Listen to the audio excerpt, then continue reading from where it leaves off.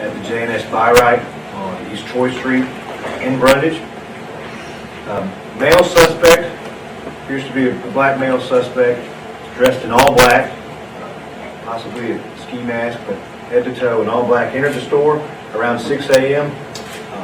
As he entered, it was apparent that he was armed with a firearm, went behind the register, gun drawn, demanded money, removed it from the cash drawer, they may have had it handed to him, and ended up killing the cashier almost immediately after his entry. That cashier has been identified as Neil Parushmar Kumar, age 30, a graduate of Troy University.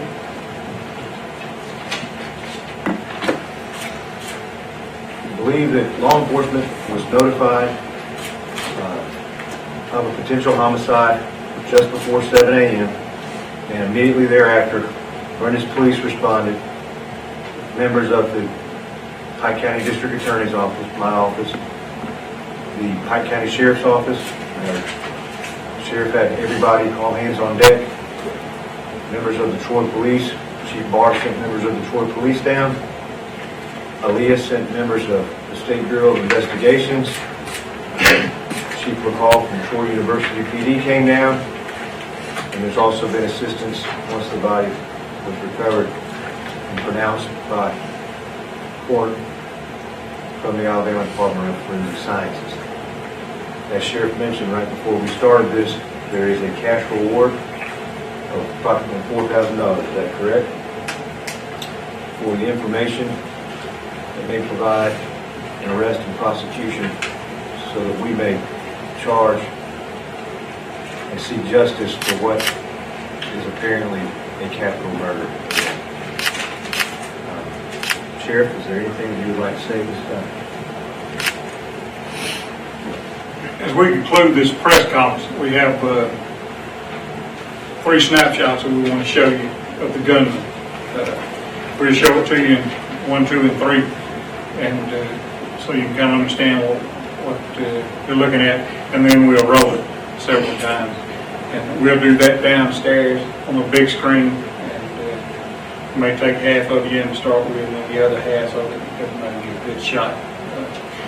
We're asking that if anyone has any information, if anyone knows anything, may have seen anything around 6 o'clock that morning, we're asking them to contact the Brundage Police Department or any law enforcement agency within this county or outside the county.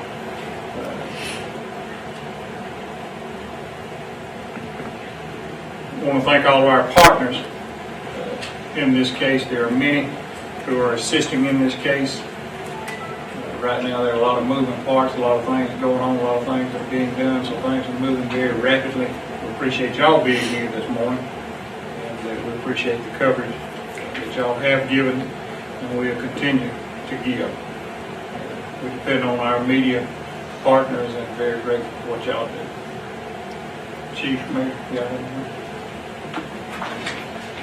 I would just like to say, as Mayor Brundage, our hearts are heavy in the city, and if anyone if anyone saw anything yesterday morning, or if you know of something, please call Brundage Police Department, Sheriff Department, any law enforcement officer here in Pike County or in Alabama. It would be very, very, very helpful to all of us. And as you know, there's a reward. And just continue to keep that family in prayer. Thank you. Again, I would like to thank his chief of police in Brundage. Thank all the agencies, all the departments that have come to our aid. And it's a sad situation. It's a sad time in Brundage for this family and for the whole city of Brundage. Again, we thank you, the media, for supporting us in this and getting out the information that may be helpful in apprehending this person who did this horrendous crime.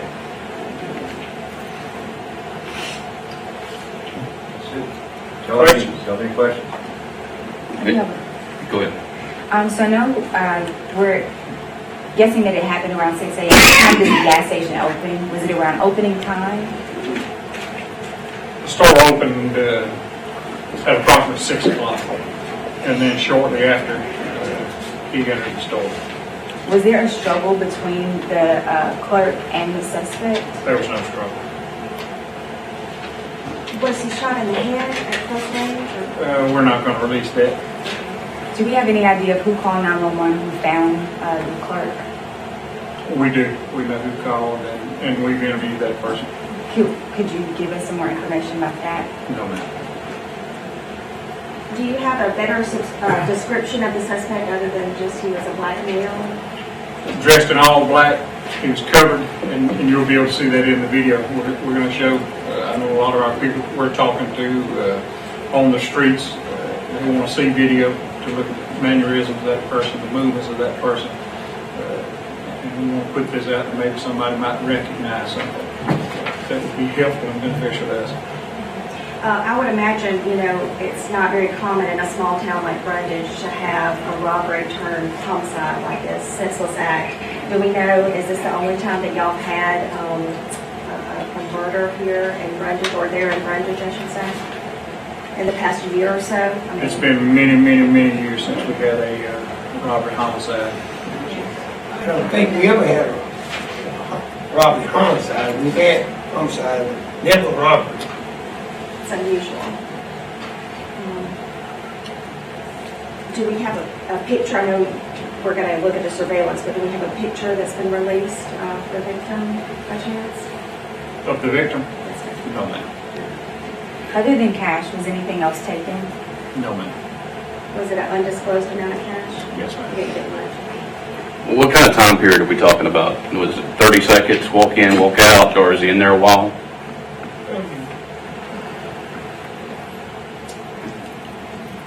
He was in the general area of the store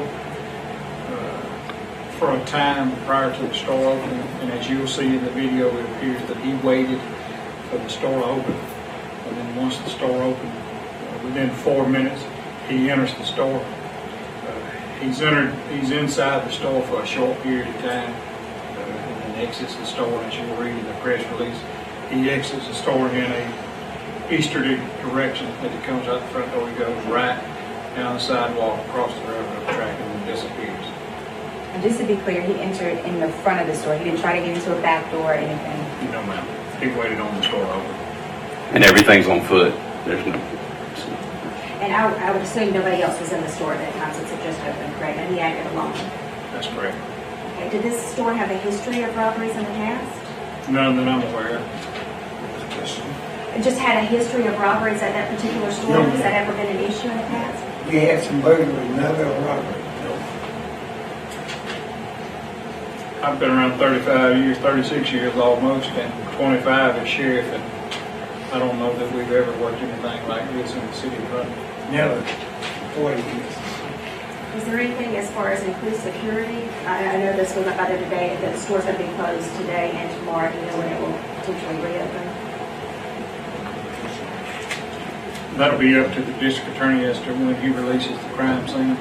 We're all in unison on this thing and working together in case we need to go back and look at something else a second and third time. We have increased patrol, we've increased the visibility both with the sheriff's department and the police department in those communities. And it's a very, very active case. Did the victim live if they're in Brundage? Did the victim live in Brundage? No, he did not live in Brundage. Where is he from? He was a student here at Troy University. You lived here in Troy? Is that correct? Yes. Okay. Can anybody speak to the conversations that you guys have had with his family? I imagine it's an unbelievably difficult time for them. I think you may have family in the United States. Any conversations with them that someone can speak to that? No, not in detail. Sheriff, Because they were notified. Chief McCall, through the university and his department, the international department, has been in contact with the family. We hadn't reached them by phone. Chief, you may have a little more on that. All I can really say is that the family's devastated, and they're trying to make their way to Troy as quickly as possible. And We feel like some of the family will be here late this afternoon, and we'll continue talking with them and doing what we can to make them comfortable. And they're coming from India? They're coming from the United States, the ones here today. But he didn't have any immediate family living in this area. No, they were from the New England area. Do we know how long he had been in the area and like when he graduated from Troy? I do not know that right off the top of my head, but it's within the last couple of years. He was a computer science major, is that right? Yeah, I think so.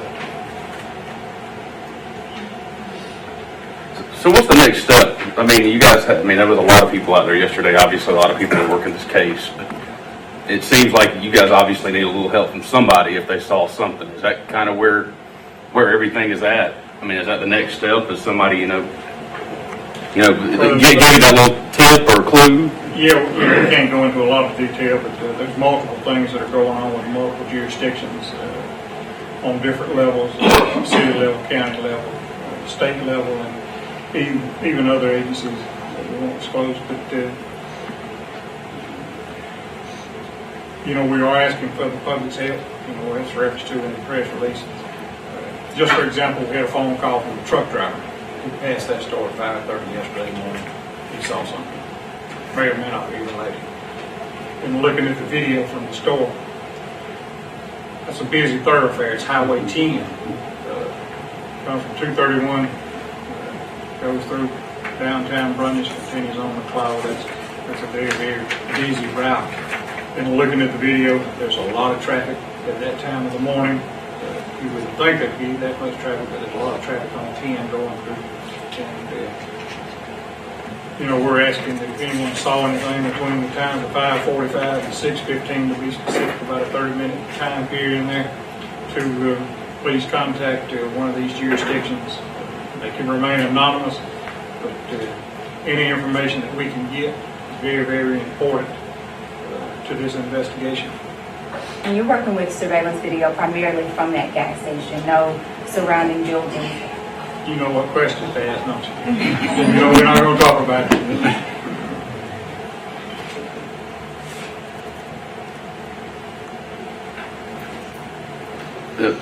What do you say to people who live in Brundage and around that area? I mean, that's like you said, you've never seen this. Chief's never seen this. You obviously have somebody that's, I guess, doesn't really care. Walks in, gets what he wants, and still kills a guy. I mean, what do you tell people in that area? Well, you should always be cautious. It's sad that we live in the times that we live in where you have to lock your house, lock your cars, and we shouldn't have to live in a society like that, but we do. And so you should always take precautions, not only now, but at all times. You should always be aware of what's going on around you. We're visiting our store owners. We're encouraging our store owners in the rural parts to pay attention in the morning when that store opens. You may want to ride around your store. We suggested to one store owners out in the rural part of our county that when you open that store in the morning, lock the door behind you as you go in and prepare your breakfast and prepare for the morning business. Don't unlock your door until that first customer comes in. There's not a lot of traffic in the store, so everybody's got to be alert, not only today, not only tomorrow. Even if we solve this case, we still need to be alert as to what's going on each and every morning. We try to be at our stores and our Dollar Generals and all of our businesses in the mornings when they open up and at night when they close. Can't always be there, but we try to do that. We try to be at our schools first thing in the mornings. We try to remain visible. So we do a lot of things, but there could be other cases. We'll have other crimes as time goes on. And we need to remain alert. If we see something that's suspicious, we need to contact law enforcement, let us check it out. It may or may not be related. But everything this day and time is important. We are strongly encouraging all of our businesses, even our residential neighborhoods and our residents who live out in the county at our neighborhood watch meetings, to install electronic surveillance, to install cameras at your house. We depend on that. The more information we have, the better chance we have of solving these crimes. And not only install at our business and in our stores, install good cameras that a lot of the camera systems are weak at night. They're old. when the car lights pull up to the store at night, you can't see anything. This store in particular had a very good camera system. But, you know, it's important. It's very important what we do, and it's important being able to solve these cases.